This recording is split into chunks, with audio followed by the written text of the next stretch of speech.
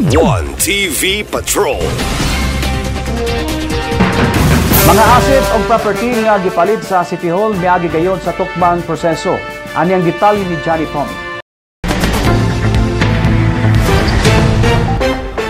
Miagi gayod sa tukma og legal nga proseso ang mga butang nga gikinahanglan sa City Hall. Gipaklaro ni Mayor Indy Waminal nga sa asinso usami sa administration karon sugod pa sa administrasyon sa iyang manghod Congressman Ando Waminal og sa iyang pagdumala sa City Hall karon.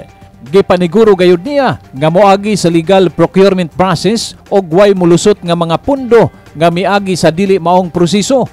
Gihimong panag-ingnan sa mayor ang pag-procure sa libuan ka mga tablets ngadto sa Department of Education nga aduna gayoy bidders nga mibid og naaprubahan ang makatarunganong presyo nga dili maapektuhan ang kalidad sa produkto. Ilalom sa asinso usami sa administration sugod pa niadtong 2019 inanay gipalambo ang mga asset sa City Hall nga gikinahanglan sa matag lokal nga buhatan sama na lang sa mga sakyanan o uban pang mga assets nga mibunga og pagdaig sa ubang mga local government units sa probinsya. Alang ni Mayor Indy Waminal nga kun kinasingkasing og matinud-anon ang paggamit sa pundo sa gobyerno, halapad gayud kini og maabtan bisan pa kini nga pundong igo-igo lang. As part of our exercise of good governance, we always consult ang atong partners sa DepEd. We always talk about it, Consesel, ang atong City Council, at ang mga stakeholders sa barangay, kung mubag yun ni ang angayan.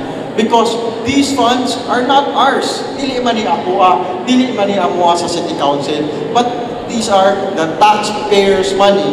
So munang kailangan ang ato ang gastuhan ani katurag yung makatabang ug gikinahanglan. And more importantly, dapat ang paggasto nato ani nasa matinarong.